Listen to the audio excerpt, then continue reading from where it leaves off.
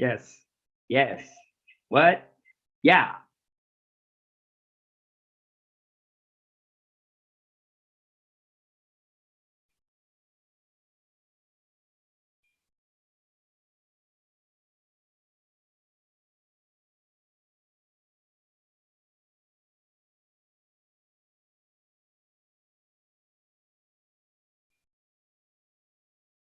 Ah, no, no, no. There we go. Keep it there. Oh my God. Oh my God.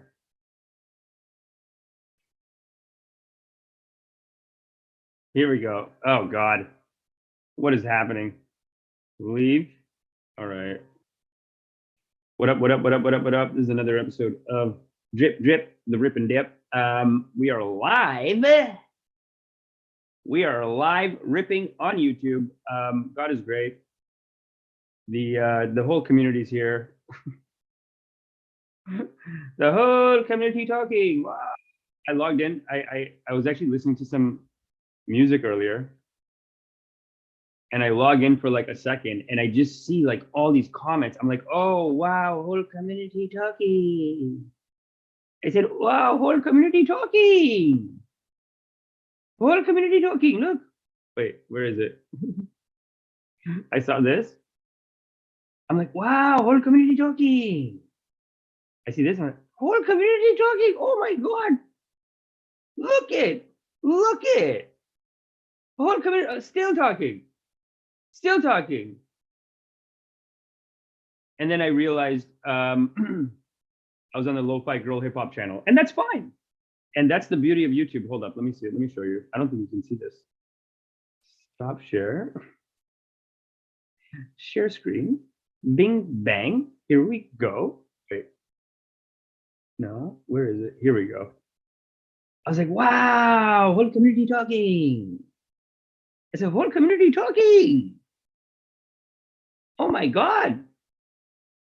Wow, look at this. Vegan gamer. Wow, thank you. Mitsuri, thank you. Sanjit, thank you. God is great. Vegan gamer. I'm also becoming vegan almost. I'm also vegan 3 days a week. For 2 to 3 days a week, I am vegan. I feel like the dieting people, like people that choose diets, they're always like negotiating. It's like I'm pescatarian, like the pescatarian, and then vegetarian. I'm moving towards vegan. I'm always saying like vegetarian, but I'm 3 days a week, 4 days a week, I'm vegan. It's always like you're adding on. From Poland, Krakow. Thank you, place 22.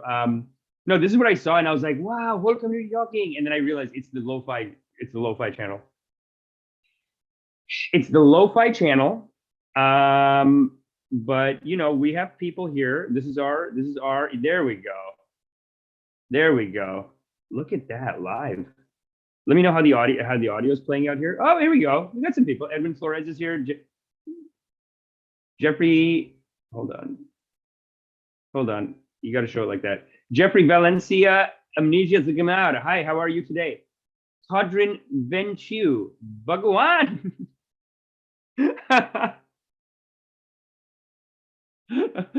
I had this guy, this white comic. He came onto my meditation show because I do this meditation podcast as well. And he came on, and I was like, "Hey man, thanks for coming." And he just drops the most special line on me at the end. I was like, "Hey man, thanks for coming." He's like, "Well, it's always an honor to speak to the Bhagwan." That's funny jokes. That's a good joke.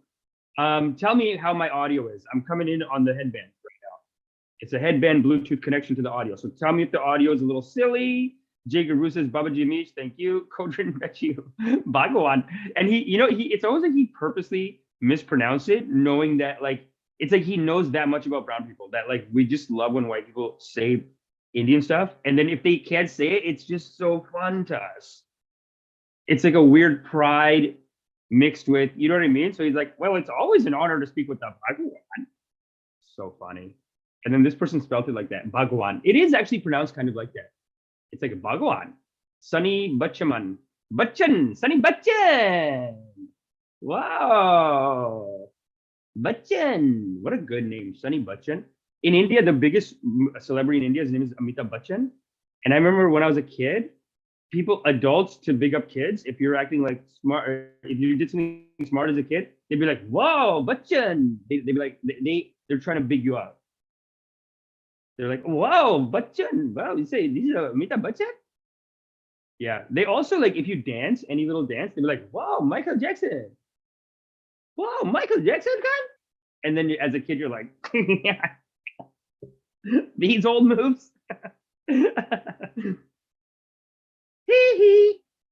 Something like that as a kid, because you're like you want to ride on that. Attan Bachchan. I mean, Muhammad says Attan Bachchan. Yeah. Whoa. And then one time for a minute, because there was a movie called Action Jackson that came out, and I remember people were saying, "Whoa, Action Jackson." Just in my neighborhood, I think this movie just got big in my neighborhood. I don't know what happened in India, and they go, "Whoa, Action Jackson." Big muscle like Jackson Jackson. I think because of Michael Jackson, they just thought like it's the same. Like Jackson is a number one. So just with the Jackson name, I think this movie got play in India, and that's fine. You know what I mean? Whatever you got to do, whatever you got to do. Wait a minute, but this one has Meg. Oh no, this one has her. Honestly, she's such a bad. She's like the bad character, right? You got. I hope they made her good and her bad, because that's very progressive. That's what you want to do. Look at that. They have an Indian one. Do you see what I'm saying?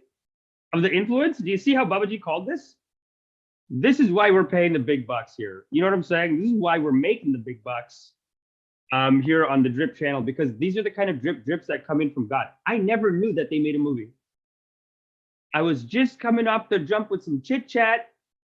X and Dexit, and they made it. Oh, that's so exciting. 2014, they made it. I wouldn't know. 2004. I'm not following the industry anymore. Wow, dude. What can I get a bigger poster? I need some, like really I need an assistant. That's what the issue is here. We need assistants. Oh, this guy does all the Ripper action movies. Ajay Devgan. Ajay Devgan. Oh, we should test that out actually. I wonder if they would care if we played this stuff, because I feel like India, they don't really believe in copyright. But before I start playing this trailer, which I think is going to be very exciting for all of us, and before we get into like the main topics of the show, just tell me everybody, where are we? Here we are. Oh wow, look at all the comments now. Tamin Mohammed, Sunny Bachchan, Tamin Mohammed. Y'all beefing? It's fine. Welcome Habibis. Love, love. No, y'all just in love with each other. Certainly. What's good, Amish? What's this? Jeffrey Valencia, LMAO. You were looking at the lo-fi channel. I know I was. Dude, I was like 10 minutes before we started. I just had it scroll. I just moved the thing. It's an honest mistake, because if you look at what I'm working with here, it's like I just moved the thing over, and then I just saw those comments like, wow, whole community talking about whole community. I was like that. And then I looked at our channel, there's nobody here yet. But look, the people did come. The people did come. I mean, this is what you want. You want it full at all times. Sal Torres, you're Tamin Mohammed. Ajay is the typical badass. He is, right? He kills it. But just let me know if my audio is okay. Sounds good so far, because y'all would have been like, audio, no audio. And then I had to do like,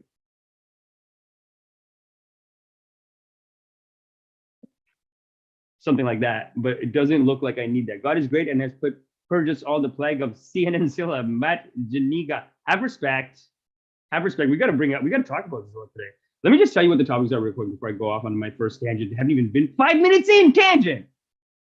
5 minutes in tangent. It's ridiculous. It's unacceptable, but we're going to figure it out. It's actually how we're supposed to be operating in life too. Let me see. Where did I put topics? I put topics over here. Oh, Putin evil hit piece. Okay, so here's our karmas today. Here's today's karmas.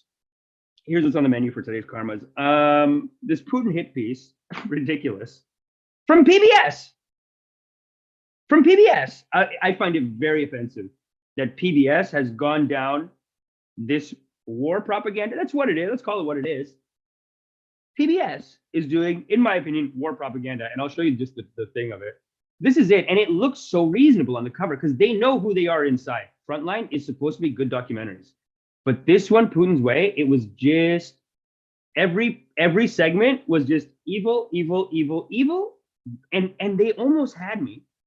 But then they did this Russia Gate. They brought in the Russia Gate stuff. And I was like, and that's when I realized 45 minutes in, I said, oh, no, 50 minutes in, I was like, oh, this whole thing is just propaganda. I think it's war propaganda. It makes me very sad. You know me, I'm a loving kindness kind of guy. You know me, right? So anyway, that brings us to our next, where are we here? Okay, yeah. And then we'll do some some Ashram announcements.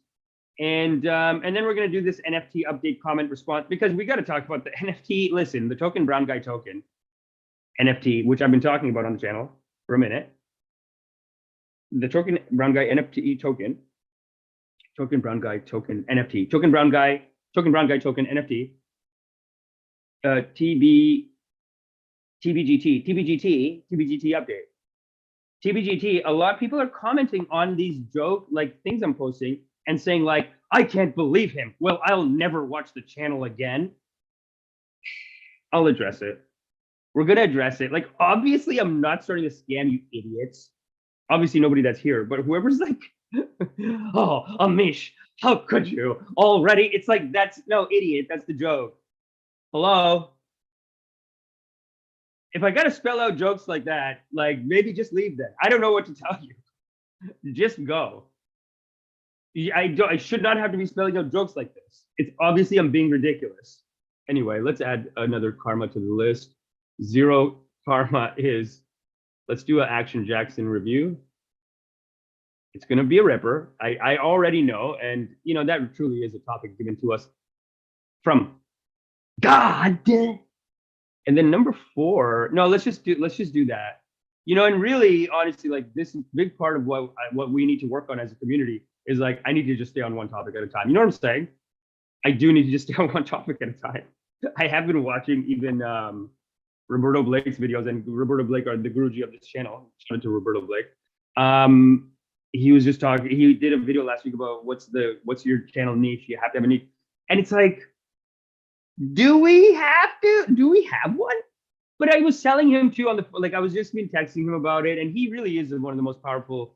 You know, with his blessings, we're gonna rise on this channel. On the drip is gonna rise with the blessings of Roberto Blake, because Roberto, he is a very powerful Guruji in the community. Look at this, 548,000 subscribers. He knows, and it's a damn shame that I haven't joined this yet. $4.99 a month. Honestly, I'm just gonna look at his and be like, okay, awesome elites, awesome creator. Here we go, $10. That's it. This is our new model. We just have to write some silly jokes for both, and then that's it. We're doing this. This is it. This is where Guruji tell me. Guruji, okay, Guruji. And future of the creator economy. Like the guy, you know, he knows his shit, and he's been on the show a couple of times. For a year, he's been coming on, legit. Anyway, niche down, blow up. You see that red line all the way through. This one, it should have a red line all the way through, but then I went back and was checking notes on it. I was going back to take notes. That's why the red line's only here. If Roberto asks, say, hey, Babaji. Same with this one. I watched them completely. I watched them at 1.5 speed, but that's my brain at this point. I have to watch everything 1.5 speed. It's the only way. Too many topics, too much rips to do for the community. But anyway, please forgive these last 2 days. I've just been trying to find a spot, and it is very emotional ripping. It's a very like emotional process. So like I had to just get in the right house and be in the right headspace. And now I've done this new thing, which is another thing we got to work on here at the community. Is I just don't promise anything, and then it's like, well, I didn't say I was going to do it. However, and if Urena Brew is here, shout out to Urena Brew, one powerful member of our congregation, big fan of the show. But I had on the meetup page something about I had an event on there, and then just because I thought I canceled it, but meetup.com is a 1995 website. Great website. They're not evil. That's great that they're not evil, but they are a 1995 website. So like, yeah, like there's not much I can, you know, like I obviously screwed up, and I'm sorry, but Urain, you are loved. Love you. He's not here, and that could be for many reasons, but hopefully it's not because he's mad. Fern is here. Tamin Muhammad, thank you so much. McMaster 98. Fern, as long as you don't pull an Ice Poseidon, it's all good. Fern, thank you. Thank you. And we'll get into that when we talk about this in our token brown guy token. Tamin Muhammad, I know you know, you hear something like token brown guy token, and I know your ears are perking up, Tamin. And I know that you probably want to get in on the ground floor of a token brown guy token. So thanks for coming. Yes, bro, let's continue with the NFT and then rug pull at the end. No, have respect. What's this rug? There's no need for a rug pull. Like, guys, and this is what we'll talk about later, but like NFTs are not just a scam. I know its timing is weird because Steven on comes to the main channel. That's really what he's talking about right now. So it's weird that I'm like, hey, by the way, I'm gonna do a token brown guy token. Sonny Butch. Oh, it's Bachman. It's not even Butchan. I thought this guy's name was Butchan. Bachchann. Wow. You know what? That's a source misreading. That's God made me misread it. Because I read Sonny Butchan, I got into the whole Butchan rant, and now we're gonna review Action Jackson. Right? From there we got Action Jackson, but we're gonna get back to that in a second. Sumant Kardiala, I know you want the ended token, brown guy token, and bless you, BabaJi. May you have 1,000 children, Sumant. May you have 1,000 children. May all your sexual encounters create twins, triplets. That's the kind of. Sal Torres says NFTs are a scam. Okay, we'll get into it. Sumant Kardiala says, bless you, BabaJi Amish. You already got it. You have like 500 kids coming, so don't worry about that. Jeffrey Valencia, thank you. LMAO, you were looking at the lo-fi channel. Yeah, it's true. Certainly, Jeffrey Valencia, Sal Torres, like I said, everyone, McMaster98, love you. Thanks for coming. God is great. Let's watch this Action Jackson trailer. Topic number one, karma number one. Let's rip it. Wait, let me make sure I'm sharing the audio. Share sound. Excellent. Come on, do not demonetize me, Eros. Oh yeah, dude, already, you know it's gonna be a... Ah!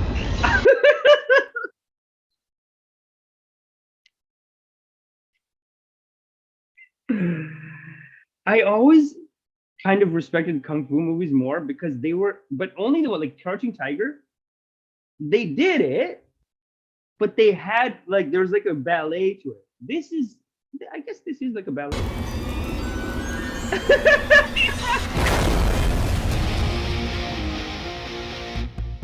Baba!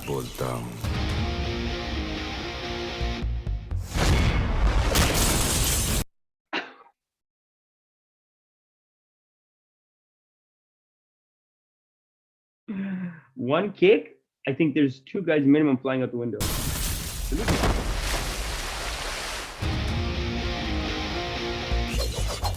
क्योंकि दूसरी बार सुनने के लिए तू नहीं होगा.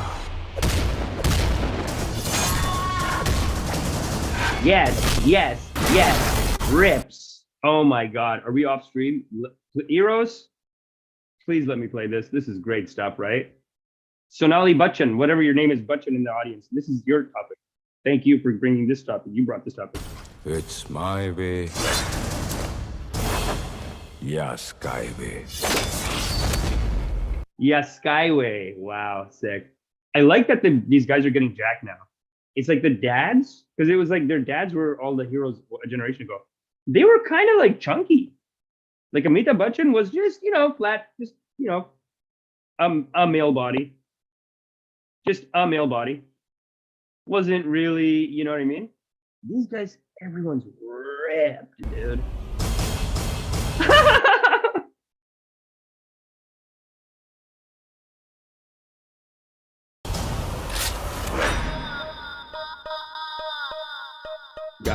Gotta have it. Wow. This is great. I love when I was in India, they would be like, American movie is a stupid garbage. Indian movie, okay, action, romance, dancing, singing, song, everything, masala, mix it. Indian movie. That's why India #1. And you guys are stupid, lazy. That's what he would say about Hollywood movies. Anytime, I remember one time I saw this. I'm gonna show you that video next. This Michael Jackson Thriller trailer, and I'm showing it to my uncle to be like, because me and my uncle used to have these competitions like who's better, India, Western, or whatever India. I'm like, these are stupid garbage people, stupid, right, lazy, dumb, paycheck to paycheck, idiot people, stupid, talking shit, right? So I tried to come up with arguments, and I showed him this Indian Michael Jackson knockoff that I found, and I was like, this is your guy, and you won't believe the response. Anyway, let's continue this. Pant उतारते ही सामने आ जाती है. Wow, ripped her. Sick. तू तो प्रभुदेवा से भी अच्छा dance करता है. Watch me. Watch me.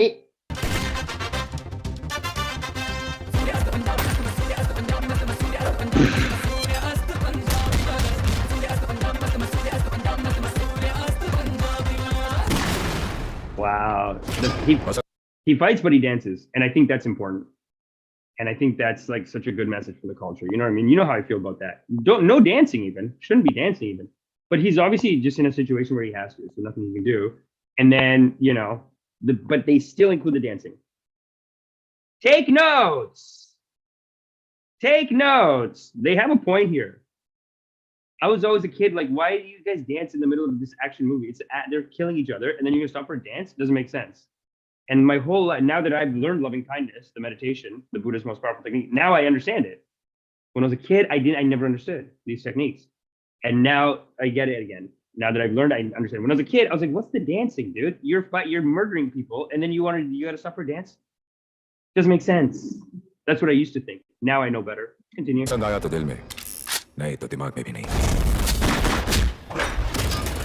Honestly though, Bollywood is just stealing these moves from South Indian, because South Indian, like all these moves where he just grabs the toothpick, grabs the gun, whatever, that's all South India. And this is how Bollywood steals.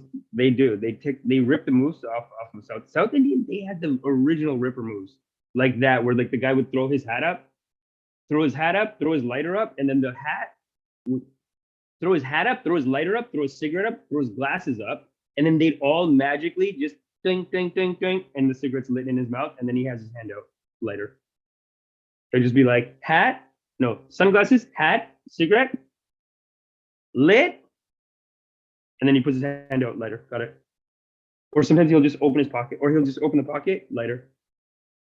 Ripper moves like that. Anyway, now they do it in Bollywood too. I remember they didn't do it in Bollywood. It was only Tollywood, South Indian. But you see how the cultures mix, the cultures influence. Let's continue it. Six. All six. Ripper, right? On the beat. For love, revenge, honor, justice. Excellent, excellent. No commitment, no appointment. Only punishment. What is this line?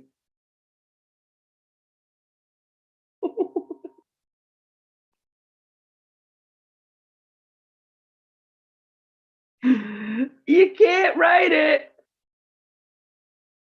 No commitment, no appointment. Only punishment. He's basically X and Dixon is basically Punisher. No commitment, no appointment.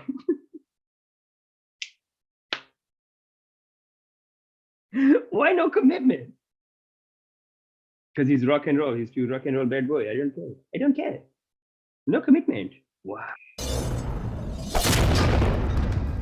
Hey, Jay. Me, criminally good. Good. Me, criminally. Hey, Jay. Me, criminally good.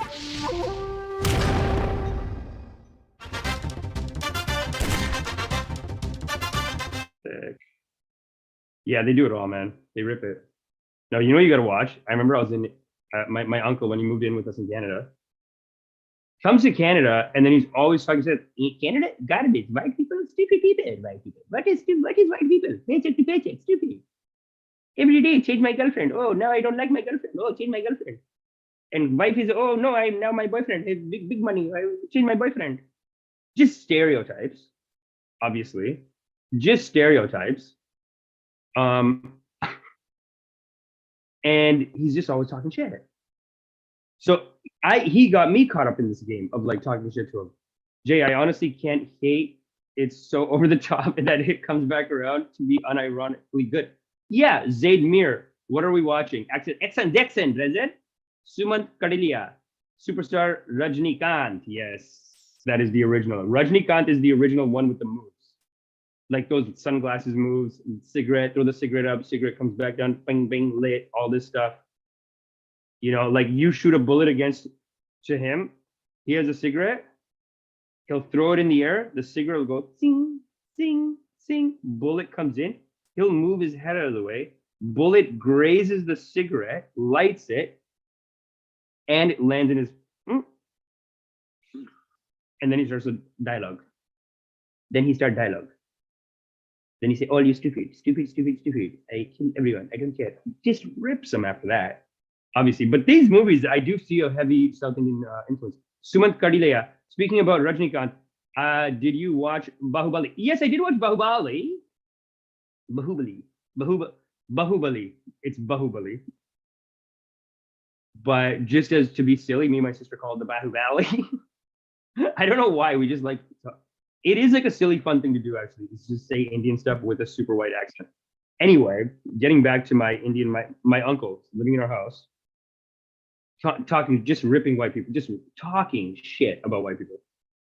And I don't like it. And I said, I'm sick of it. What is your problem, dude? You're here, right? Be nice to the community, right? Like, I'm just kind of like, what are you talking? Like, why? And he means us too. He means all you Western mind rotten, all rotten people. Western mind is rotten. Paycheck to paycheck, stupid. Stupid, all stupid people. Stuff like that. No God. God nothing. Oh, no marriage. What marriage? Oh, divorce. Change my girlfriend, change my boyfriend. Stupid people. This is what he's ripping. This is talking shit. In my house. I don't like it. Pissing me off. Got me caught up in the game because I was young. So one day I find this Indian thriller and I'm like, yo, this is your shit? I tried to get at him. I go, this is your shit? Let's take a look at it. This is India's thriller. I better not get a copyright strike on this. If you guys give me I think we found a great copyright striking loophole. Indian knockoffs of American shit, that's what we watch from now on. Because honestly, how am I going to get copyright strike on this? YouTube, enough of this.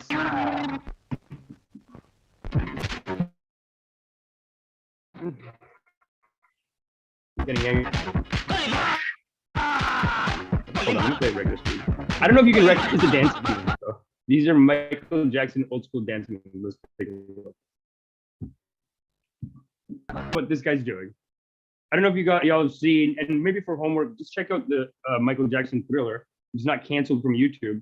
Because I know Michael Jackson in Canada, Chorus Entertainment, or some major Canadian radio station basically said, we're not going to play Michael Jackson anymore. Because of the documentary came out and they were feeling pressure. And, you know, first question is always, are you still playing R. Kelly? Are you saying like all of the white men, Elvis Presley, allegedly Led Zeppelin, all of the white men who are driving around America, banging like 12-year-olds, 14-year-olds sometimes. There's like old articles about it. They're just out. They have one groupie who's like 20 or 19. And then that groupie will go find another 14-year-old groupie. And then the three, they're just having threesomes all the time. You gonna cancel that? I think Elvis Presley married a 14-year-old or 16-year-old, something like that. You gonna cancel it all? I guess when the heat comes, you cancel it. But it's interesting that MJ is out of this Canadian. I don't know. I hope it's not the start of everywhere because the music is damn good, right? But are we being are we being rude to the victims? Because we're saying, hey, this music is damn good, but then the victims say, but yeah, but I remember other stuff. Tell me what y'all think about it in the comments. Anyway, for homework, watch the original Michael Jackson Thriller. I don't want to risk it here because that you deserve a copyright. But this, I better not get a copyright. The whole thing stolen. Kinda has the costume. Like if you go back and watch the Michael Jackson Thriller, you'll see that like, come on, guys, it's really not like, you know, you wouldn't say like, oh no, nailed it. So I show my uncle this video. That's exactly what he says. I show my uncle, I'm like, what's so great about your American Indians now? Hey, Mr. India, this is your thing? This is it? This is the hair and makeup? This is the dancing, copying the dance moves? I'm trying to tell him like, hey, Mr. India, what? This is your stuff. This is your moves. Where'd you get it from? And he just looks at it and goes, wow, same as Michael Jackson and cost maybe nothing. So you see India do better than Michael Jackson even. Stupid, you're stupid if you're stupid. And he just walks out. Walks out the door before we could say anything. I'm there with his daughter. He comes in and he goes, oh, wow, this is Michael Jackson? No, more good than Michael Jackson. More good than Michael Jackson. Now Michael Jackson garbage. Wow, okay, bye. And he walks out. And me and his daughter are dying, laughing, and mad laughing. I'm there with his daughter. Me and his daughter are like, what are you talking? What do you mean? We're losing it in there. He's gone. He's gone. Look at this. He sees this and he goes, wow, Michael Jackson? No, this is more good than Michael Jackson. Oh, okay. So Michael Jackson maybe spent $20 million. This guy does for India for cheap, nothing, free. Okay, you are stupid, seems stupid, and just walks out. Just got the rip, walks out. Excuse me, what are you looking at?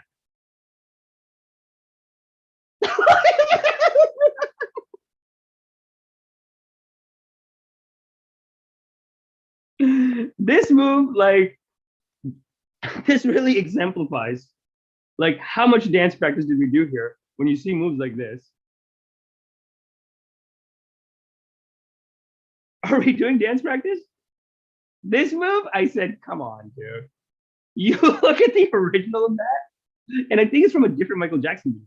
But if you look at the original, it's incredible.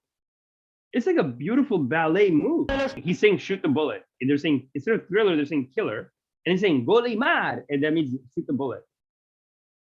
That's the most Indian influence. Because even when you go to Bollywood, you gotta do that last one.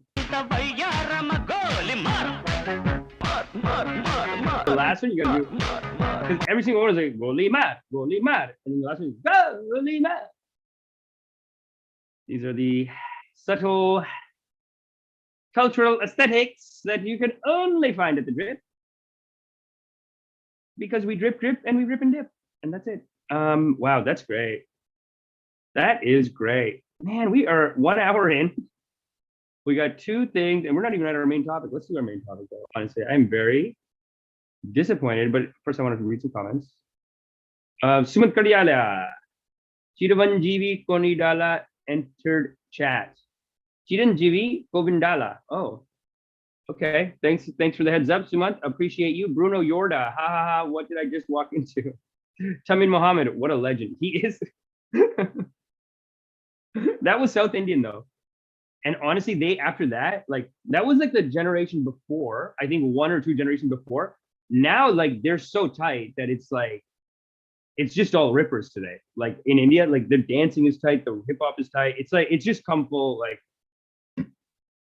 it's over. Like the days of like even I don't know, man. It's hard to tell because even Western that kind of domination of like the pop scene, you look at K-pop.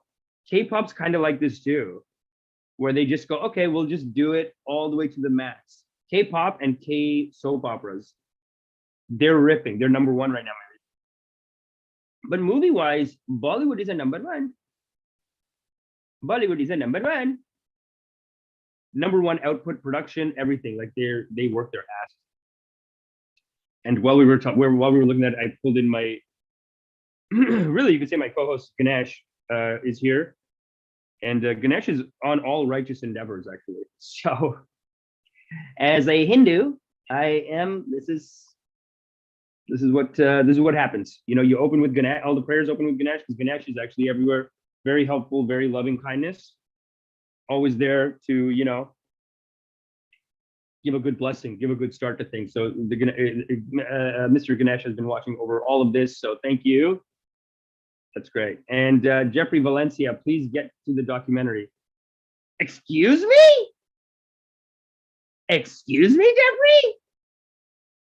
Please get to the we will get to the documentary. Bruno Yorda. Ha ha ha. What did I just think of this? Tamin Mohammed. South Indian movies have morals behind it. In a weird way, they do, right? In a weird way, they do. And in a weird way, it does feel like Bollywood just jacks their stuff a lot of times. Like the whole, like like when in the Action Jackson trailer, when he pulls up the sheets, the gun flies up, grabs it, and it's pointed at one guy. Like that's such a South Indian move. Or when he's like throwing up something and then these toothpicks are spinning and he just goes, grab the toothpick like it's Matrix and they're bullets. But he's just, you know what I mean? 4 Hour Life. Did you watch Joe Rogan interview with Sadhguru? That's my next homework. Don't worry, I'm doing it. Sumant Kari, honestly, this PBS documentary pissed me off. And I'm gonna get to it. Jeffrey, we're gonna get to the PBS documentary. Sunny Bachchan. It's Bachman, actually. Sunny, his first name's Sunny too, so I just assumed it was Sunny Bachchan, but it's Bachman. They keep the culture, hate in the US, it is lost often. Sad face. Sumant Kadia, stupid moral messages. Sumant Kadiala, stupid moral messages like don't drink or smoke. Yeah, they are goody two shoes. Oh, you're talking about Sadhguru. Yeah, Sadhguru's got a heavy, like, no fap element too. I think he goes no nut. So listen, the Subguru interview on Joe Rogan is very important. I will be checking it out. Thank you so much for bringing that to my attention. It will be on my list of karmas. It is on my list of karmas, and it will be seen for the next episode. But right now, I do want to show you this Putin documentary.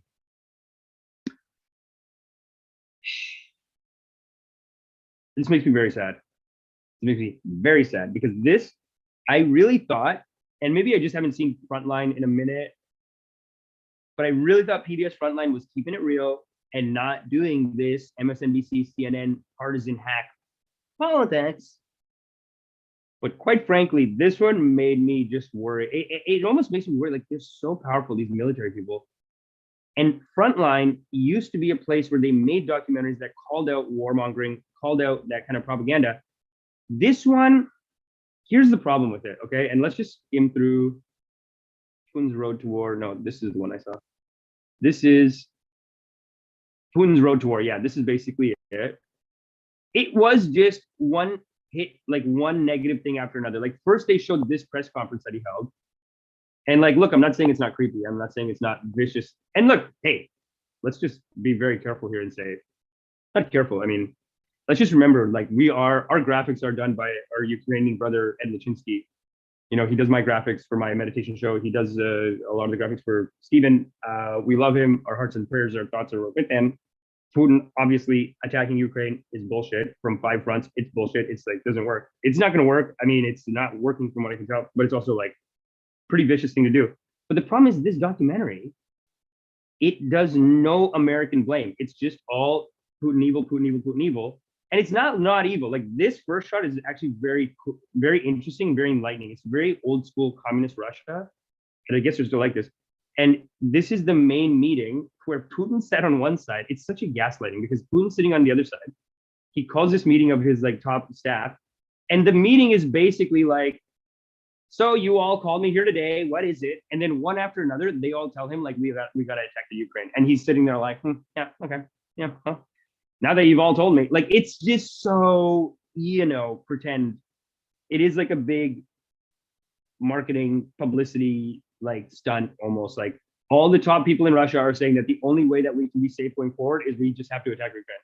So they do this whole meeting. This last guy, so these guys are all just like rattling. This last guy though is actually pretty funny. And it kind of went viral on its own, I think, is this exchange here. Look, let's do this. This guy, I think this guy was trying to say like, I don't know, like out of the whole group, he was trying to say like, I don't know if we should do it. Или признавать суверенитет. А я Говорите. See, he's like kind of ripping him. So like, I think this guy was, honestly, he was like 70% on board. Everyone else was like 100%, we got to attack Ukraine.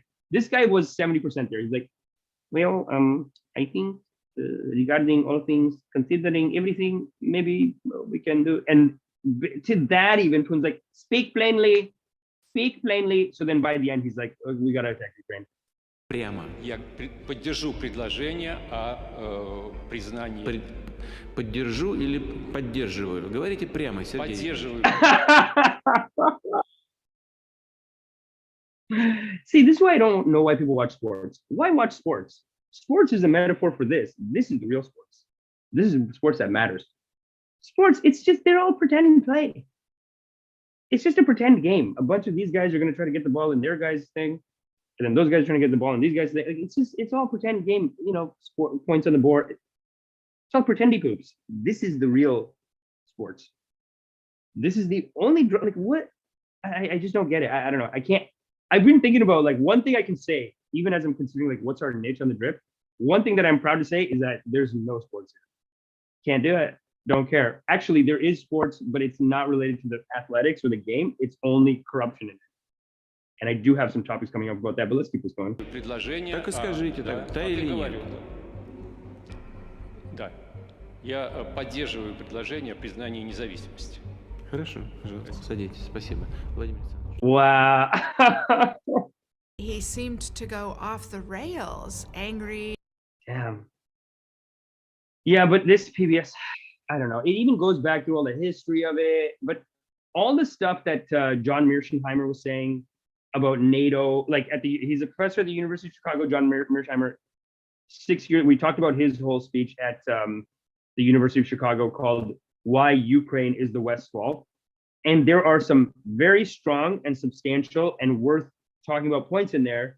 And this documentary just not like I don't think like they barely touch on it. They kind of just show like Putin evil, and then another. This is like going back in history. Here's another Putin evil, early signs of Putin evil, and then later signs of Putin evil, and then another Putin evil. Like it's just all negative. And they almost like I was convinced just because I love PBS so much. Like I think Putin. Oh, so this is a part where they showed where. So this guy put Putin in charge. Basically, I think it's Boris Yeltsin. Super drunky man. Hilarious though. Him and Bill Clinton were buddies. And they're showing this thing where Bill Clinton talked to Putin because Putin was technically the prime minister of the country, but this guy was still the head of the Soviet Union, or he was like he was still there. So Clinton was telling this guy like, Putin doesn't believe in democracy. I don't know if we can work with him, kind of thing. Back 20, 30 years ago. It's pathetic, man, that that this guy was able to take power for so long. So he is a dictator, like I'm not doubting. But the whole thing shows all of his evil stuff. This is him ripping in front of John McCain. This is actually a good clip too.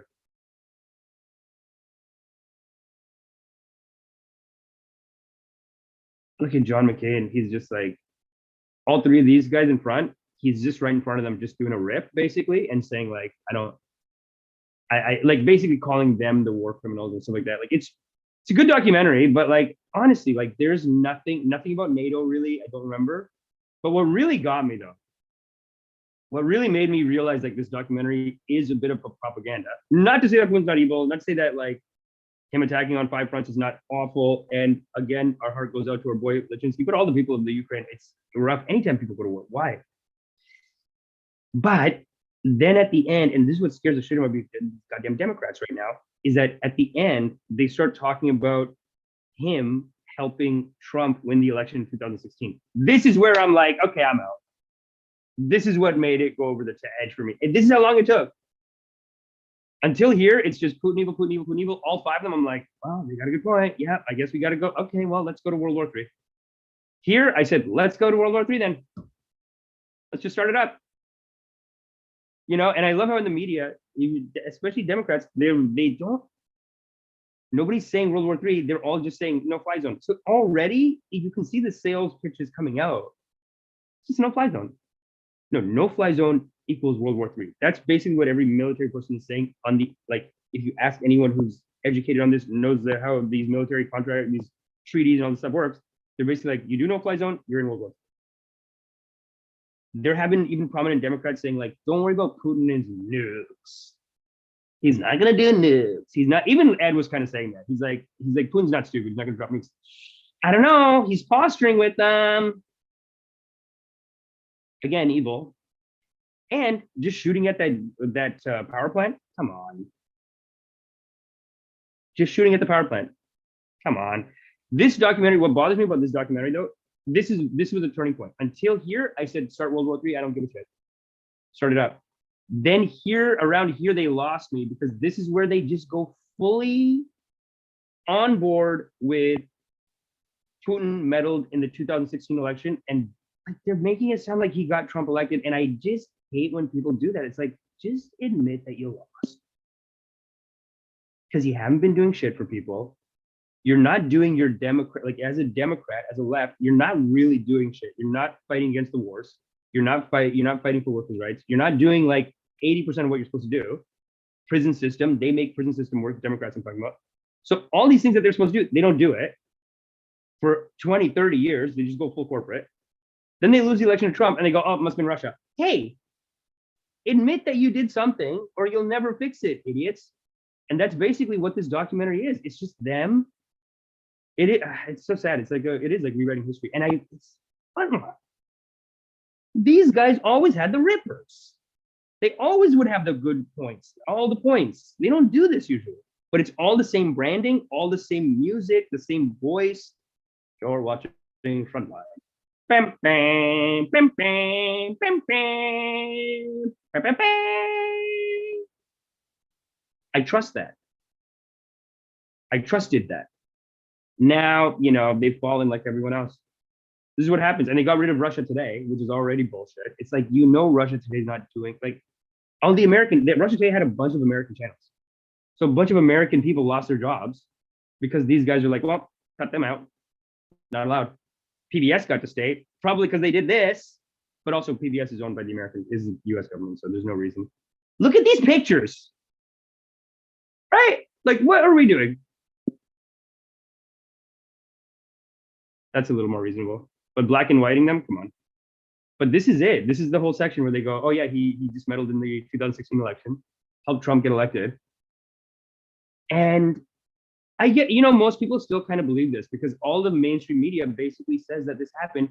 And yet, and this is what I wanted to show you actually. This is what I hope YouTube is not going to block this one, but I wanted to show you guys this little bit of evidence from Glenn Greenwald from Democracy Now! I don't know, I haven't subscribed yet because I just transferred everything over to the Drip channel. Even my YouTube Premium, I switched that to Drip too, yeah. Just so they know that just so they know the Drip means business.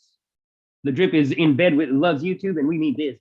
You know, just so they know we mean business, I bought the Premium. Even I was telling Roberto Blake on the phone, I was like, yeah, should I just do like what, like I was telling him like, yeah, I'm thinking about switching my YouTube Premium account over. He's like, yeah, do it. Let him know that, you know, you're here for the company and you love the company. That's good. Yeah. I don't know. Who knows? They might have a thing in the algorithm that's like, well, don't delete a guy's channel who's paying us. You know what I mean? You just never know how algorithm is even serious. But anyway, I just want to play this clip of Glenn Greenwald. And this is what just to be clear, this is what tipped it all over for me with this PBS documentary. And maybe there's absolute faith in PBS Frontline. Incredible documentary. But this whole section now, for the rest of it, is basically Putin meddled in the US election and all supporting of that narrative, and no, like, not even a doubt of it. Not even like, or maybe like the Democrats made a mistake, or maybe the Russians meddle all the time and this time they just picked the thing and they tried to make a story out of it. Because in the end, nothing really big came out of that whole story. But this documentary came out like 2 days ago. 3 days ago this came out. And they're still just pushing like full 100% Russiagate on him. Since then, so much has even come out about Hillary Clinton's legal team planting evidence even in the whole Russiagate investigation, in that whole thing of Russian collusion with Trump winning. But they don't mention any of it. But here's Glenn Greenwald, one of the best journalists of our time, essentially. This is the saddest media spectacle I've ever seen since I began practicing journalism in 2000. He's talking about the whole Russiagate thing with the Mueller investigation, Russiagate, basically like trying to impeach Trump based on trying to find these criminal charges on Trump of him colluding with Russia, basically. He's talking about at the end of that, the fact that they had no findings, whatever. This is Glenn Greenwald's take on it. And I think this is the correct take. And what makes it even sadder is to watch all of the people who vested their journalistic credibility into what proved to be a complete and total fraud and scam continue to try and cling to some vestige of credibility by continuing to spin conspiracy theories that are even more reckless and more unhinged than the ones to which we've been subjected for 3 years. The great journalist and writer Matt Taibbi wrote in an article over the weekend, and I agree with him completely, that as humiliating as the media debacle was leading up to the Iraq war, what they did over the last 3 years in the Trump-Russia story makes all of that look like a pimple, even though obviously the Iraq war was much more destructive because it led to the deaths of I would have said zit. Pimple. hundreds of thousands of people. The errors and lies and falsehoods and recklessness and speculation that we've been subjected to over and over and over that Robert Mueller just definitively debunked is far more humiliating journalistically, far more unjustifiably journalistically, and who knows where it will lead to. It's ratcheted up tensions between the two most dangerous nuclear armed powers in the world, Russia and the United States, that the Bulletin of Atomic Scientists says has brought us to 2 minutes before midnight on their doomsday clock. So it's also been extremely dangerous in ways that we don't yet know. Let me just say two things. Number one, everybody knows, and I don't care how many people try and rewrite history, that the central question that everybody was obsessed with for 3 years was, did Donald Trump, his family members, and his aides conspire and collaborate and collude with the Russians to interfere in the election? And contrary to what David just said, it is absolutely false that Robert Mueller simply said there's not enough evidence to convict with a reasonable doubt. He said something much, much, much, much more important than that. He said that after 20 months of investigation, with a huge team of FBI agents and prosecutors heralded as being the most aggressive and skilled in the world, we found no evidence that this happened. That's what Robert Mueller said. The whole thing was a scam and a fraud from the beginning. And the New York Times headline today says that as clearly as it can. Robert Mueller finds no collusion between Trump and Russia. That was the focal point of the entire... Anyway, the point is that like this We know, I feel like the drip knows, this is what actually happened. PBS puts out, this is from 2 years ago, or like, yeah, 2 years ago. Or yeah, 2 years ago. PBS puts out this documentary like 3 days ago, and the last 10 minutes of it was Trump meddled in the US election. War propaganda. And it's coming from lefties. That's the sad thing. And it's coming from lefties because they're embittered about like they lost. No, this is my theory, and we're gonna go to comments in a second because I know the comments are probably hot, piping hot right now. We got to get some people. I can't believe how many people don't even know. Like even talking to Americans, I'm like, no, the like they were saying how like I think my cousin was saying how like the Republicans are warmongers, and I'm like, no, the Democrats are fully in on this now. Fully in on this, and even with this collusion whole story that came out, I just rewatched this 36-minute video, and it's interesting. It's like the final conclusion of it is that yeah, they're always meddling, and you're always meddling. You just picked a thing, tried to ratchet it up to being worse than what it really is, and then you sold it as like, look at they meddled in our elections. No, you're all always meddling in each other's elections. It's just like the military people, right? They pay the Republicans, they pay the Democrats. Russia, it's the same thing. Russia, I think it's even more weird than that. Like even the Americans do this, where one department is paying one guy to win, another department's paying another guy to win. Like this, like the CIA is backing the rebels, and then the FBI, not FBI, but like whatever State Department is sending missiles to the other. Like they're always doing shit like this. So I think Russia, what they do is they have one department helping the Democrats, one department helping the Republicans. It's almost like whatever department needs help and they find their ally in the West, that department is pushing for these guys to win. And then another department is like, okay, well, I have a contact with the Republicans. Let's play that side too in case they win. And I think that's what everyone knows about it. But they sold it as like, well, it's collusion. And technically it is, but it's out of the context of like, you're always colluding on each other's shit, idiots. And you started this whole fight with them in the first place when World War II ended. It's like, just if you had let them be, they probably just would have went bankrupt in 10 years and called it a day. This is the issue here. That's in my opinion. Anyway, let's go on to just read some of your chats, and then I want to play the from note here. And these guys, I hope to God that they don't flag this video. Let's watch this, and then we're gonna come to comments, and I want to hear what y'all think about this. Is anyone internet connection is unstable? Hello. Ooh, Steve the Canadian. Ooh, smash that like button, guys. Yes, make sure you smash the like. Abbas Muladina, what's up, bro? Love your stuff. Audio is great. Thanks, baby. Love you. Sunny Button. New World Order Nazi stuff is an interesting idea to think about in this situation. Leah says, hi, Habibi. Is it Leah or Leah? I don't know, but thank you so much for coming. I appreciate you. You are loved. Gustavo Torres, he is not evil. He is fighting Nazis. Gustavo, that's also an interesting angle. That does, I don't know. It's hard to tell with the whole Nazi. Boomer Zambrano, hope you're getting those cheeks in Florida. Yes, Habibi. Leah says, hi, Amish. Abbas Muladina. Yeah, no, this is very concerning. As a loving kindness coach, I am supposed to be pushing the world towards loving kindness. And really the drip, what is the drip? It's me giving you drip of the source energy, which is a pure loving kindness energy. This fighting is unacceptable. And they're looking for it. They're like fighting for it. And mostly we just buy it, I guess. Like I can't, PBS. I've always loved government-owned media. I think government-owned media actually does some of the best work in the world, because if you look at corporate American media, they actually, until like, if you think about it, right? See the corporate media in America, CNN, MSN, Fox came in the game like just to do the Republicans' work. They're open about that. I don't think they mind even admitting it, but it's in all their documentaries of how Fox was built. So they came in knowing that we're on a side and we support them. We want the Republicans to win. We want the right-wing side to win in general. That's our market. We're going for it. I think over the next 20 years after Fox News came up, because they got gangbuster numbers, then CNN, MSNBC says, well, we got to get in the game. We're not making any money. We got to get in the hatred game. So then they started doing left-wing side, that whole, and then that, I feel like they're in with like cancel culture. a long time to get involved in that. Like, this is the first, and maybe tell me if I'm just way behind in my politics right now. This is the first documentary I've seen, and I got to check out another one now. War propaganda, because they don't say like, yeah, I guess the final message of that Frontline documentary is like, well, we better go to war. Look how evil he is. Don't, you know, and he has nuclear weapons. I guess we gotta go.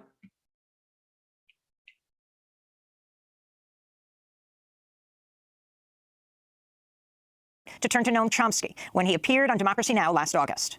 So take, say, the huge elections. Did the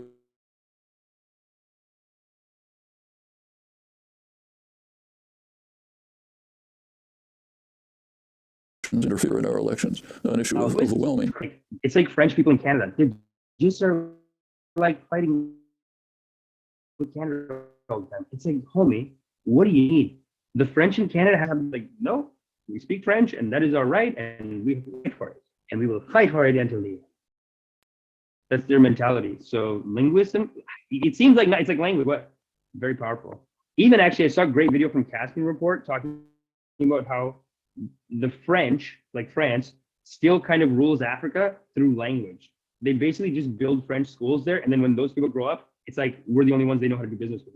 But they go in and just install the culture a little bit, and then yeah, like linguistically they catch people from because if you go English, then you're under the American influence on the British side, whereas the French are like they still keep a bunch of African countries like stay speaking French so that we're your main contact. We're the ones that get you all your Western deals and all this shit. Linguist. I mean, in most of the world, that's almost a joke. First of all, if you're interested in foreign interference in our elections, whatever the Russians may have done barely counts weighs in the balance as compared with what another state does openly, brazenly, and with enormous support. Israeli intervention in U.S. elections vastly overwhelms anything the Russians may have done. I mean, even to the point where the Prime Minister of Israel, Netanyahu, goes directly to Congress without even informing the president. We already got a comment. Speaks to Congress with overwhelming applause. From Jake Gabru, showing no respect. Says, government-owned media? Amish, we need the opposite, lol. More independent media. Listen, man, I just laid out the timeline, Jay. Your corporate media corrupted the environment before the government media did. PBS was clean until I feel like 5 years ago this might have started. Maybe 2 years ago, 4 years ago this might have started with PBS. PBS was tight.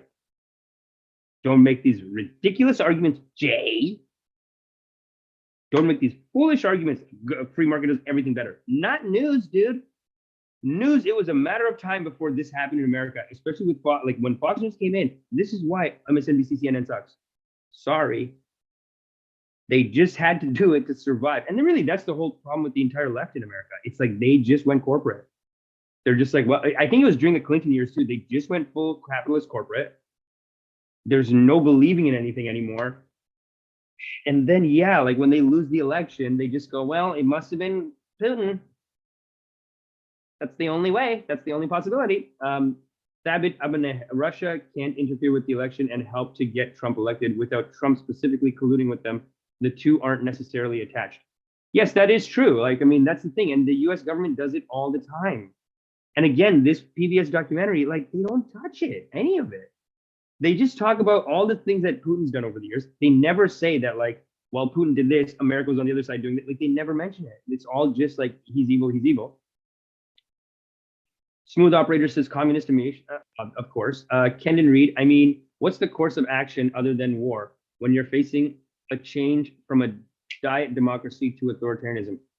Kendon Reed, that's a great question. That's an incredible question. That's a very powerful question. The answer is preemptive loving kindness. The world needs a love revolution. That's what it is right now. This is what people are too afraid to do. It's too scary to love. It's easier to fight almost. And in a weird way, they're addicted to it. They can't stop doing it. They can't stop finding excuses, finding like, oh, those guys are talking to them and these guys are talking to them and we can work through the contract in some way and get this war started. Like, this is warmongering 101. They do all this stuff behind the scenes over 10, 20, 30 years to build up this powder keg. And then when it goes off, now you, the citizen, me, all of us, our money, maybe our bodies are committed to a war at some point, and we're just like, how the hell did we get here? Of course, when people are coming over the border, of course you have to fight. I'm not saying don't fight at that point, and maybe before that you got to start doing something to stop them. But at the same time, like, we just need to recognize our mistakes here. It's like, why pretend that America did nothing wrong, and why also pretend that this Russia collusion on the election? It's like, homie, you lost, right? Like, it's okay. And I'd say the same thing for Trump now too. It's weird how both, when you get polarized, when you see polarized communities, in a weird way, they start acting alike. They start becoming the same. So it's weird. Like, I was watching Trump on Nelk Boys a couple of days ago before they took it off of YouTube. They banned the whole thing, and they almost demonetized our video too. I think our video is back to kind of monetized, but I was watching Trump on Nelk Boys, and Trump is still talking about, like, Pennsylvania, the votes are coming in. The votes are coming in Pennsylvania. They're going to find out I won the election. Like, he's still talking about I won the election on Nelk Boys. And they were laughing at him too. It's weird that they take these podcasts down, because, like, he looks crazy. Just leave it. He looks like a nutso. He's talking about he really won the election. But now, looking back on the Democrats, this whole Russiagate thing, it's actually no different in a way. It's just a more complex one. It's an easier one to sell to educated people. But Trump colluded, I think it's a bunch of hoo-ha. It's a bunch of nonsense. And now it's being used as war propaganda. Like PBS, of all people. Jay Gabru, did we get another answer from Jay Gabru, or Jay Gabru's out? Bolt, Amish, what side are you on? Obviously, I'm with the Ukrainian people. Oh, Bolt. I'm on the side of humanity, there. I'm on the side of love, peace, not war. That's the side I'm on. You know, and we just got to be even careful about drawing these lines. Whose side? No sides in this. If you watch the Vietnam War documentary, the opening line, they have a Vietnamese general, and he looks like a rock and roll, he's like this. He's like a Vietnamese general, like even more buttons over. He's like this, and his hair's like up, and he's like, his opening line is something along the lines of like, and he's got all the awards on him. Vietnamese, like one of the top Vietnamese guys or whatever, but his first line was like, anyone who talks about winners and losers was never really in the war. Anyone who really fought the war knows that everyone lost.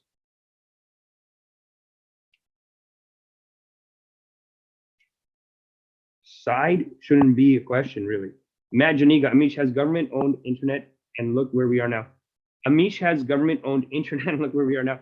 I mean, is it choppy, guys? I am getting some things saying like the internet signal's choppy. So we're gonna wrap this segment up soon, and I'm gonna go into real quick our little token brown guy token little controversy here on the Drip channel, and then we're gonna wrap it. And I might just come back later tonight, actually, to be honest, because now I'm feeling comfy in here. But yeah, let me just finish up this clip from Noam Chomsky, and this is the last question that she asked to him about Russia interfering with the U.S. election. Basically, he's calling it a joke. Let's just play that again. Aired on Democracy Now! Last August. So take, say, the huge issue of interference in our pristine elections. Did the Russians interfere in our elections? An issue of overwhelming concern in the media. I mean, in most of the world, that's it's a joke, he said. First of all, if you're interested, he's saying in most of the world, it's a joke. In foreign interference in our elections, whatever the Russians may have done, barely counts weighs in the balance as compared with what another state does openly, brazenly, and with enormous support. Israeli intervention in U.S. elections vastly overwhelms anything you know the what Russians I mean? may have done.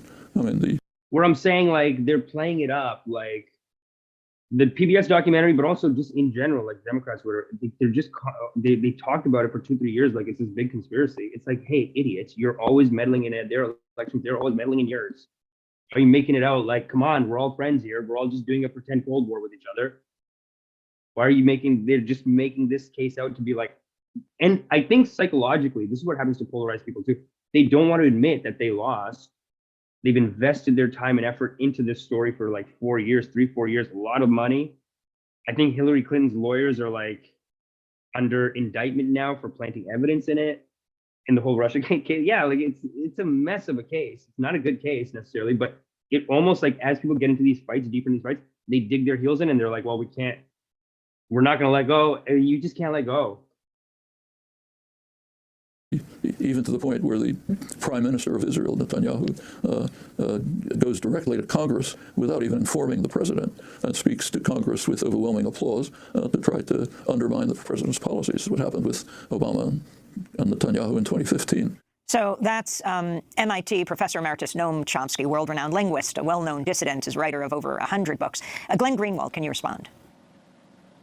Well, that's been the other critical point this entire time, this kind of melodrama over the outrage that any country would dare to interfere in our sacred and glorious democracy, when, as Noam Chomsky just pointed out and has spent the last 40 years pointing out, the United States has done very little since the end of World War II, but going around the world and interfering in every single democracy that they can find, literally, including the country in which I'm currently living, which is Brazil, where they overthrew a democratically elected government in 1964 and then proceeded to impose a military regime for 21 years, and also Russia, where they openly boasted about helping to elect Boris Yeltsin because he would privatize everything and that would be good for U.S. industry, or even agitating anti-Putin resistance in parliamentary elections under Hillary Clinton's reign as Secretary of State. This doesn't make it right for Russia to do it, but we've never kept in perspective the fact that interfering or meddling in other countries' elections or governance is not some grave, aberrational, never-before-heard drama that the entire world has to stop and lament and put an end to. It's normal business. We're currently right now in the process of trying to change the government of Venezuela openly, and have done so over and over around the world. And that's why Noam Chomsky says that all of this moral outrage of Americans at the idea that somebody would interfere in or meddle in our democracy has made the U.S. a laughingstock to the hundreds of millions of people, billions in fact, who live in countries where the U.S. has done this and far, far worse for decade after decade after decade.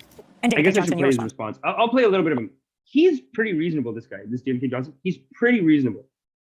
But if you look, the PBS documentary I just told you about, Rachel Maddow, obviously, like MSNBC, CNN, like, they forget about what he just said. The most, like, they basically have people saying that it's true, like Putin helped Trump win the election or whatever, he meddled in the US election. They either have that, or the most reasonable view they have is this guy. And the PBS documentary, as you saw, they don't even have this guy's view. Like, this is the other side that the mainstream MSM, mainstream media, is using. This is their other extreme. And then Glenn Greenwald's just, we can't even put him on. They cannot put what you just heard on this channel, Democracy Now! They won't even play that. They won't even entertain it for 2 seconds. But it's legit. The guy is... Well, we live in a world in which governments interfere in the elections of other governments, and the U.S. has had dirty hands about this. Heck, I think I wrote a few stories that touched on this in the 60s when I was covering local government in the San Francisco Bay Area, but also student demonstrations. There's no question that we have overthrown regimes and put in place terrible dictators, but that doesn't mean we shouldn't be outraged, and we should be, at Russian interference in our election. Now, if Glenn had looked at my Twitter feed, he would know that a lot of people attacked him as being illegitimate, and I defended him. We disagree, but I think we have honest disagreements about what matters here. Glenn sees the Russia matters as very black and white. He says there's no evidence, for example. In fact, I see them as what I believe they are, very gray. We have lots of evidence of extraordinary conduct. Russia, if you're listening, love it when the Kremlin offers help. The request to use communications gear, the discrediting of American intelligence agencies who accepting Vladimir Putin at his word and meeting him with no other staff around and destroying the translator's notes, or meeting with no American translator, and the disclosure in the Oval Office of sources and methods to the Russian foreign minister and the Russian ambassador, which we learned about only because of the Russians, not the White House. All of that is extraordinary behavior that is unlike any former president. And so we should be very concerned about that, and we do not know enough to understand. Fair enough. How this could happen. Just imagine for a moment if Barack Obama had done some of the things that Donald Trump has done, what the reaction in Congress would be. And I also think the proper measure here is not Barack Obama's foreign policy, but what Hillary Clinton made clear she would have done if she had become president. I don't think she would have been a particularly great president, but she made it very clear that short of going to war, she was going to squeeze the Kremlin until they gave up Crimea. Putin understood this perfectly. And so while he didn't so much want Donald Trump, he certainly did not want Hillary Clinton, who would have made things economically very painful for him. She was quite explicit about this. No, Greenwald's going to rip him now. This is But so you can tight. quickly respond to that. This. But I want to end on the issue of where does this leave WikiLeaks, Julian Assange, and also Chelsea Manning, who's been held in solitary confinement since being sent back to prison on March 8th after refusing to answer questions before a grand jury. She'd been subpoenaed by the federal prosecutors of Virginia's Eastern District. This is one of the best rips. This is one of the best back and forth. Watch this rip on the comeback. Questioning over her 2010 release of WikiLeaks of hundreds of thousands of State Department and Pentagon documents about the wars in Iraq and Afghanistan. David is right that there was a big difference between Obama and Clinton when it came to foreign policy. She was very critical of Obama for not being more confrontational with Putin, for refusing to bomb Syria, for refusing to send lethal arms to Ukrainians, for working with Russia on the Iran deal. I side with President Obama. He was absolutely right that Hillary Clinton would have been extremely dangerous because she wanted to be way more provocative and belligerent toward Russia, and I'm very glad she didn't get that chance to do that. That would have been very dangerous for the world, although the Trump administration is doing it now. As for Chelsea Manning and WikiLeaks, the Trump administration has made no secret of the fact that they want to prosecute WikiLeaks for the crime in their eyes of disclosing confidential documents, one of the gravest threats we can imagine to press freedom. Chelsea Manning's torture, being put back into solitary confinement, is trying to squeeze her to say things that aren't true, to let them prosecute WikiLeaks, and all of the journalists who have spent 3 years claiming to be so worried about the threats to press freedom are utterly silent about what the Trump administration's real threat to press freedom is, which is this attempt to prosecute WikiLeaks and Julian Assange, abusing Chelsea Manning to do it in order to criminalize journalism, which is the publication of top secret documents that journalists do every day, and I hope that gets way more attention. We're going to have to leave it there. Thank you both so much. Pulitzer Prize winner. Oh, wait.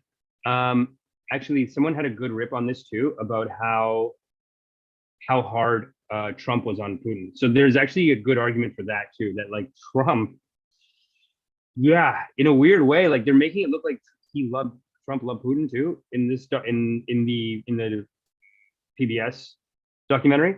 But actually, Trump did a lot of Trump was not friendly to Putin. He was like they did in the public eye, like he did weird stuff, like they just hung out and they were chatty, friendly, whatever. But there's a whole bunch of stuff that he did on a real economic level to squeeze Putin and to keep him under control. That's why, honestly, there is some truth to that. Like when even when he was on Nelk Boys, he's like, if I was there, Putin never would have done it. If I was there, China would be in. He's like, China would be in line, Putin would be in line, everyone's in line if I'm there because I'm tough.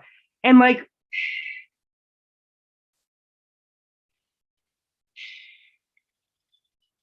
yeah, maybe I don't know. It does seem like the Democrats like there is this internal division in America, and the Democrats are like hate Putin now.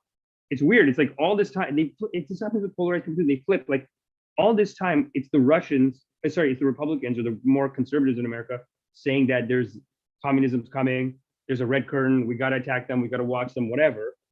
In the last 5-10 years, it's actually flipped, and now, yeah, I do think it's the Democrats. Yeah, and part of it is saying that he meddled in the election, and that's the only way they could lost. And part of it is like other stuff, but really, I heard like a whole list of things that Trump did to Putin that was actually like really bad, and probably could have prevented this from happening. Sorry, but this is the price of not living in reality. Let's look at comments for one time, and then I want to go to let's look at comments, and then we'll transition into some comments left on our channel by someone who just, clearly doesn't have a sense of humor, and they left a comment on one of our shorts. Yep, because we are making an effort to make shorts here at the drip, and dip. So let's do a couple of comments here, and then I'm going to show you a short or one of the comments on our right here on our channel in this ashram. I'll show you what someone said, an attack that was made on us inside of our own ashram. We've been attacked in the comment section, and I'll show you that in a second. But first, Suman Kadiala. Oh, Jacob Brew. Wait a minute. I did see something. Looks like Sumant is getting ripped tonight here, right? I'm Razi the Great. Press the thumbs or I plug the drip. Press the thumbs or I plug the drip. It's the drip, baby. What's going on? What did I miss? Oh my God, so much good stuff today. Alan Mateo, thanks for coming. Jacob Brew. Okay, wait. Jacob Brew. Let's see. I meant by independent media are people and corporations who aren't infiltrated by their political parties like The Hill, Glenn Greenwald, Matt Taibbi, Pistol, and Sagar, Project Veritas, etc. Excuse me.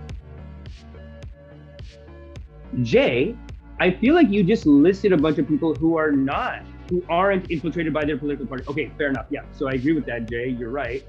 What I'm saying is that until I saw this PBS Frontline documentary, I felt like the government organizations were actually the best place for that. And as much as a lot of capitalists and business people, they look at government organizations like, oh, you're just going to support the government. I don't know. I feel like MSNBC, CNN do that more. They support the establishment more. Even now, I'd say they support the establishment more than, say, like a PBS Frontline. Or even like an Al Jazeera. Like, I mean, Al Jazeera seems like, no, they're not critical of their own government. Yeah, okay, so Al Jazeera, I'll give that to you. And Russia Today too, they don't criticize their own government. So everyone is bad at criticizing their own government now in these government ones. But because even CBC, I saw a thing about the truckers protest about how they didn't, like, they showed a bunch of negative, like, so in Canada, we had this truckers protest. The truckers, they went to, it was like a real, like, direct attack on Trudeau. Like, they really didn't like Trudeau and they were beefing with him, and he like ran away from Ottawa and all this shit. And in the end, Trudeau froze their bank accounts, and he like enacted this like very big government, whatever, like a government overreach kind of a bill at the end. And I saw an article saying that the CBC, they were caught putting out negative stuff about the truckers without enough evidence.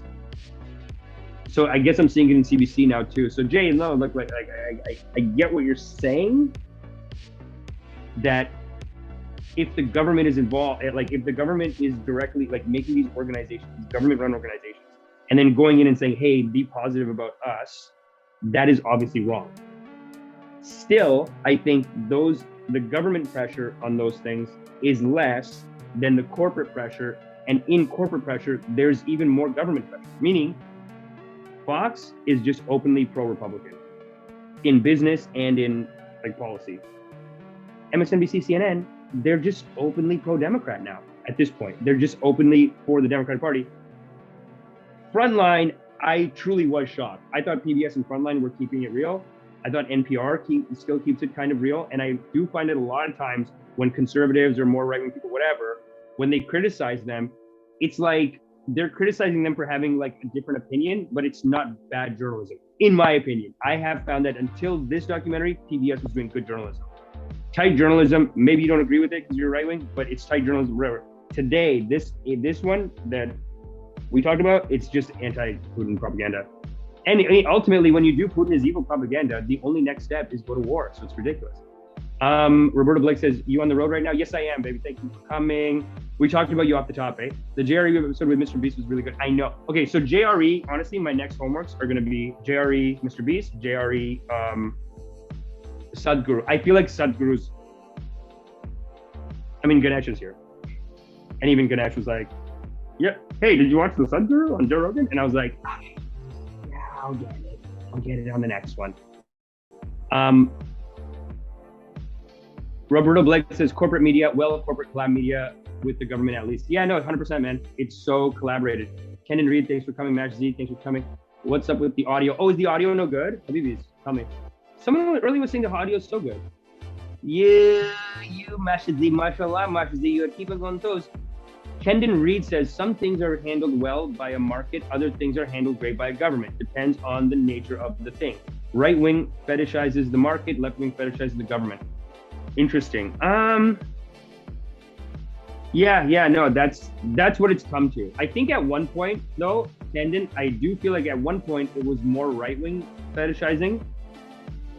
And then I think it's when Clintons came in, Bill Clinton, 90s, the left started saying like, hey, we're just going to lose everything unless we totally go corporate selling.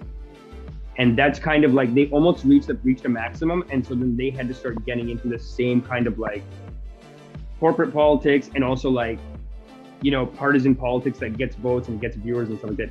Sumant Kadia, the JRE episode with Sadhguru is epic. I got to watch it. Sumant Kadia, I'm going to read your last one. America and West tried to destabilize India for Pakistan and China back under Iron Lady of India, Indira Gandhi.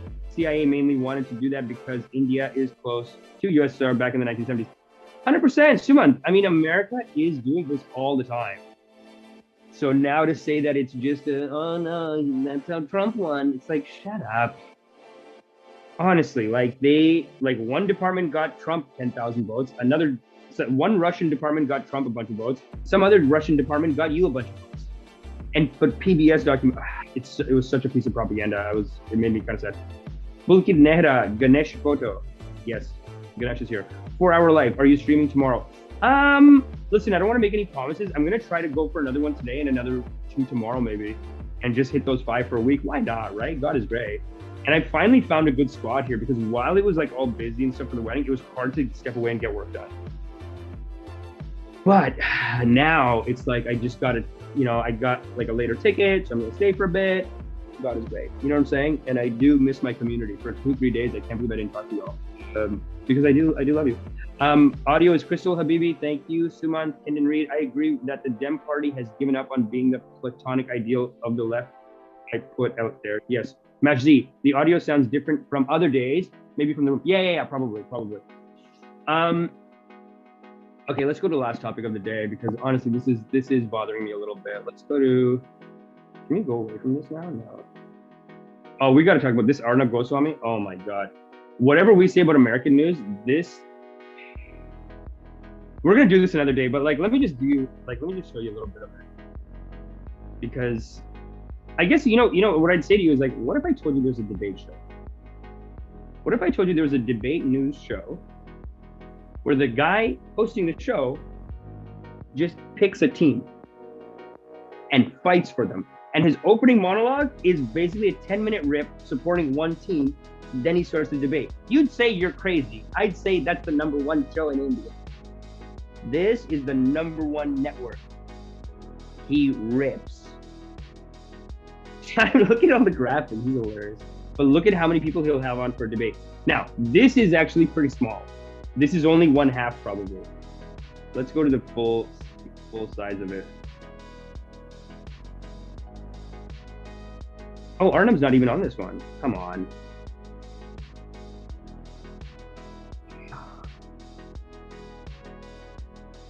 Yeah, this is him right here. And I guess this is one of his hosts, but yeah, we got to do, oh, and Anupam Kher's here. Anupam Kher. I wonder if he's conservative. Big Bollywood actor.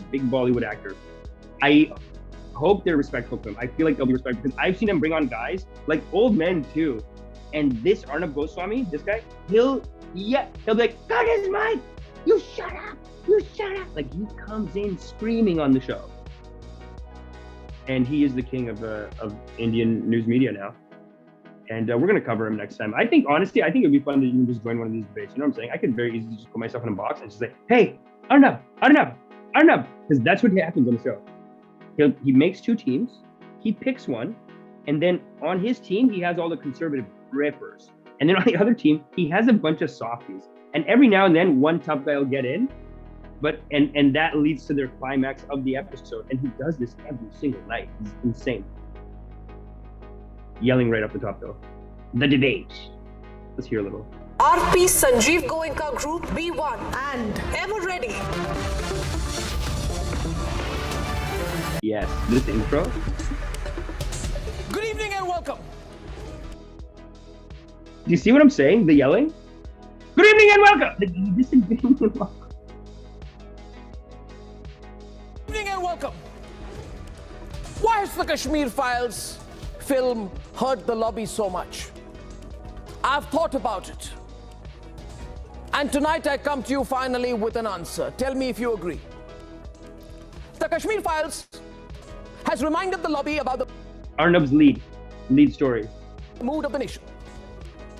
You see, a couple of years back, another film was made using the backdrop of what happened to Pandits in Kashmir, Hindus in Kashmir, as a backdrop. Basically, this is a debate about like Bollywood support. So they have the same politics as America too, where he's like more conservative. I think he's Hindu nationalist. Yeah, he's Hindu nationalist for sure. So they want to take over Kashmir. Then Bollywood, these guys are like, they're all liberals and all Muslims. The whole thing's run by Muslims trying to destroy India. And they're a bunch of goddamn liberals. And they're a bunch of sinners. Just like America. So about Hollywood, these guys hate Bollywood. So I guess there's been Bollywood movies that show like Hindus in Kashmir being oppressive to the people there. And this guy says, no. And he comes out with the rips. So this is, yeah, we'll have to cover this on another day though. Because I do got to run. I have 2 auditions to take for my agent. Look at this guy. The whole way he's just yelling through. No, is that the truth or not? Just tell me. Tell me, is that the truth or not? Is it the truth or not? Just respond to that. And then I will get Sudhanshu Trivedi. Okay. So Arnab, first what was my question? My question is, were Hindu women gang raped and murdered or not? Oh my God. This is what he does. Of course. What did I do? Did I know the time code? No. Did I know that I clicked here? And of course, this is non-stop. He yells for the whole hour. And you know, it almost makes you respect the congregation he has built. The congregation he has built. No, but what I want to show you actually, before we leave, I'm going to try to keep this a quick 10-minute ripper because I just want to do an update on Token Brown Guy Token, which we have the blessing of Roberto Blake on this, people. We have the blessing of Roberto Blake on this, people. So let's just take a look and see what one of these disrespectful, rude comments being left on the channel got. So this is what I posted. I basically posted this picture and I said, hey, my nephew, I told him about this Token Brown Guy Token. He's like, dude, you know, I told him about the drip. I'm like 33,000 subs, Token Brown Guy Token. We need some kind of publicity. So we want to make the channel grow. He goes, bro, just go on Fiverr. Of course, I go on Fiverr. There's like 10 people who are like, yeah, I just do this for 50 bucks. Left a bunch of them messages. God is great, right? Let's see what the response is. And what did I write? Looking into NFT designers on Fiverr, Token Brown Guy Token, Token Brown Guy, TGPT, Token Brown Guy Token, might have a future after all. That's it, right? The drip might find prosperity. That's all I'm saying. Let's add that. With God's will, the drip will find. With God's will and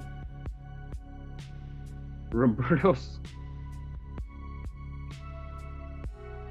the drip will find prosperity. Really need to get an assistant, but it's fine. We're figuring it out.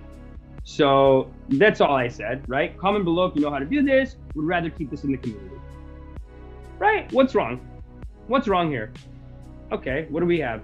The thing is that if the audience isn't on board with something, there is little point in doing it. Even if it's a legit project, the congregation is anti-NFT. There's always going to be legit projects out there for sure, but there you can really do where the audience doesn't support it. So those situations is always better to not do something. Good call, Roberto. And this is the first time I'm seeing Roberto's response to this. Thank you, Roberto. Appreciate you. Even though I get the joke and how funny it is. No, honestly, Roberto was like, this is hilarious. When he was on the show, when he was on the drip, he's like, yo, this is so funny. Funny it is. And I love the edgy humor side of, hey, I own a brown guy. That's so funny. It's hilarious as a joke, but I don't think it needs to exist as an NFT. I also don't think it works as merch, like a hoodie. I think it only works in the context of an edgy joke when it comes to the audience. Yeah, good call, and thank you, and you are loved. Thank you, I appreciate it. As soon as Coffeezilla left the drip, we get Amish. See, this is what I'm thinking though. This is so funny. Did he really leave or just busy on other projects? Well, just busy on his channel, Ultimate Loser. Sorry that hey, your name's Ultimate Loser. Yahubi says, Scamish, I'll give you a like and you are allowed. Not all NFTs are scams, but 99% of the time, an NFT project by a founder who is not active in NFT crypto space is going to fall in a few fronts. Okay, good call. For instance, Fiverr projects are heavily looked down at. Fair enough. Full disclosure, I love NFTs and own a few, but in your case, I don't see it bringing the drip much value. Yeah, no, okay, good call. Yeah, good call. Listen, you know what? Honestly, this is really good. This is the one where I'm like, hey. This is the one where I'm like, just cool it, Tony Sled. Amish gonna end up on Coffeezilla. That's very funny. That's actually very funny. If we imagine we just get the hits, like, we're like, how do we go viral? Honestly, we gotta get on Coffeezilla. How do you get on Coffeezilla? Token Rock, I took it. John Doe, to be honest, I won't be continuing to support this if this is the case. Sorry. John Doe, just cool it. It's a silly joke. Obviously, we're not going to do it though. Like, no, Roberto has spoken and he is our Guruji. I think it's a goof. Good call. Amish is going to end up on Coffeezilla. I think it's a goof. Of course, it's a goof, you people. Yeah, you know what? As far as I think it makes sense to go is to just maybe have, because you know how like TV shows, talk shows, whatever, they just change their branding every year, right?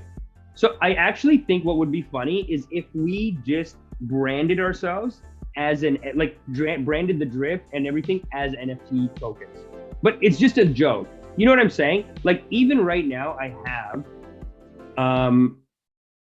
hold on.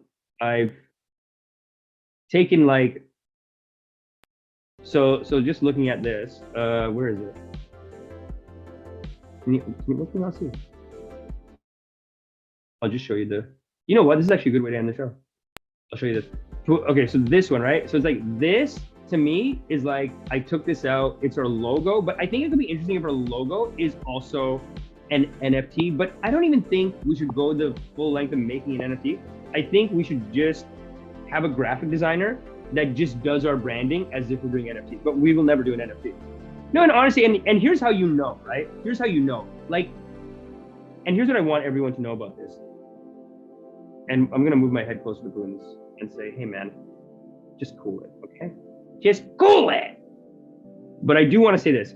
The thing you gotta understand about scams is, and something that I've learned, and I know in my heart of hearts to be true, the real scam is not doing a scam. Do you understand what I'm saying here? Here's what I'm talking about, right? It's actually a lot like, I don't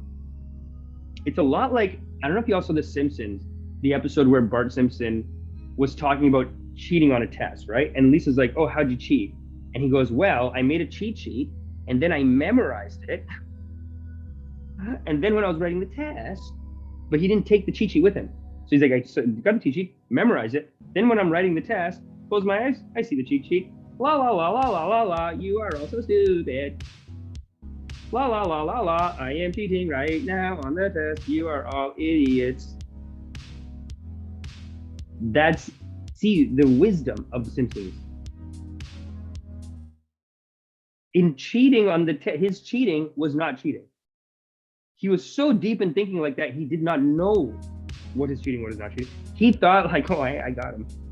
I got him. No, but honestly, when I look at all these con artists, it's very much like that. Like, you look at the people doing these scams, and I've been saying this for 2 years here. None of them are actually making money. They're all very emotionally unstable, I find.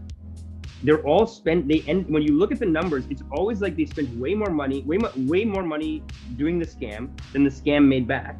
And then once this Copyzilla call out comes out, they just look like idiots anyway. So it's like, what? So anyway, I'm just saying this all to just say, listen, y'all need to understand something about BabaJi Shri Master Shri Amish Ji, is that BabaJi loves you too much. I'm not gonna scam you.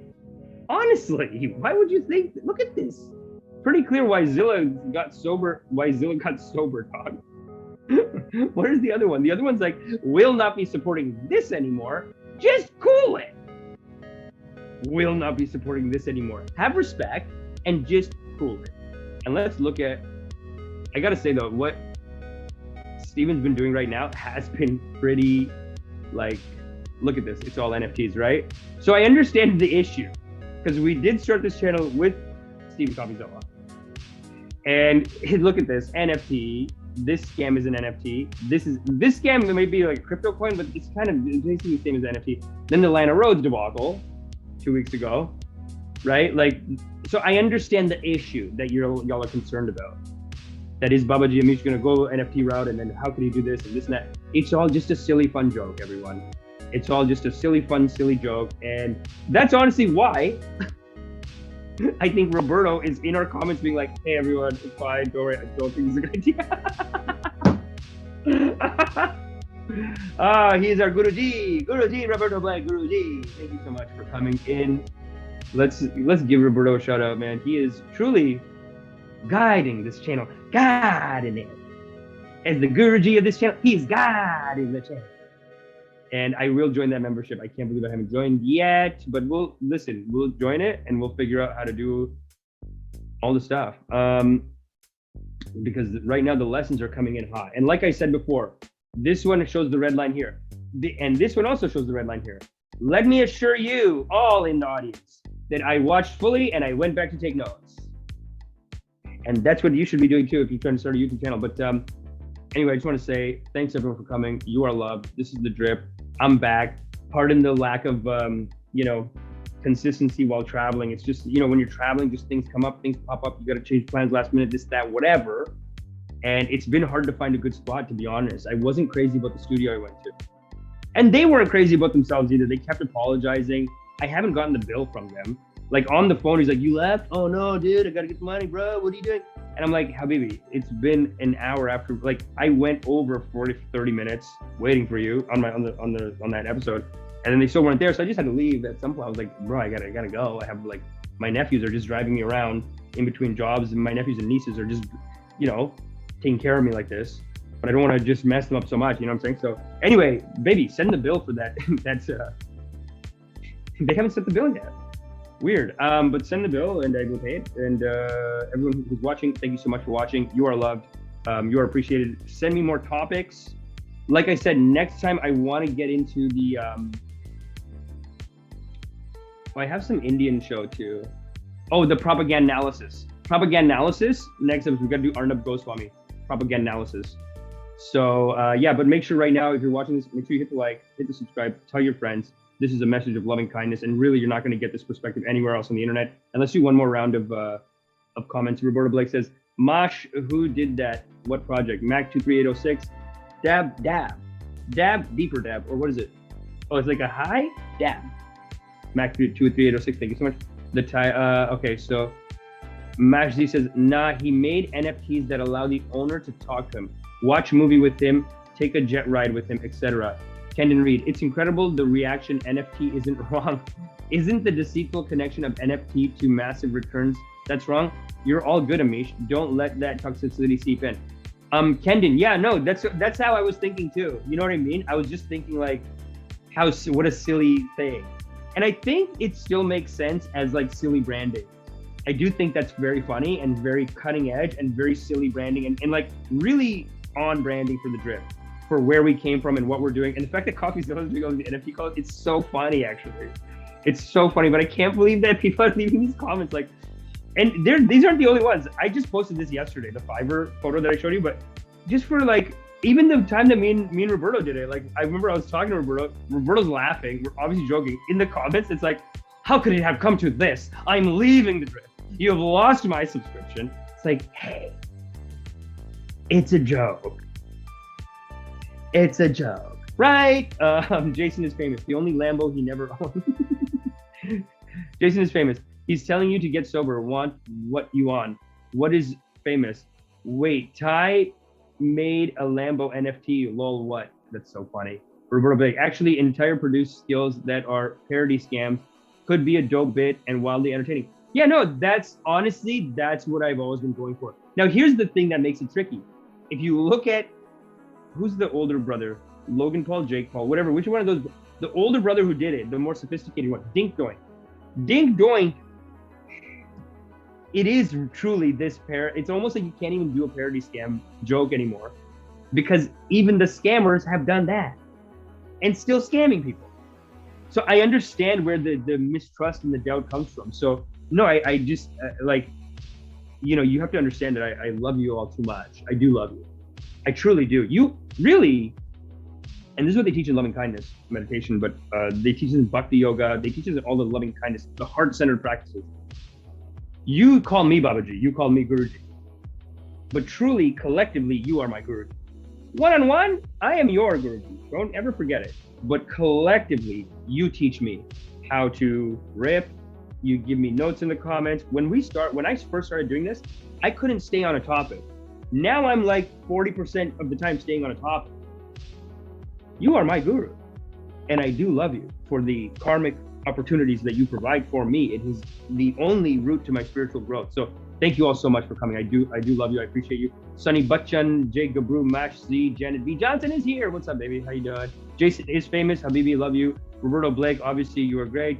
You are loved. Jason is famous. Yahuvi, thanks, baby. Thanks for coming in. You are loved.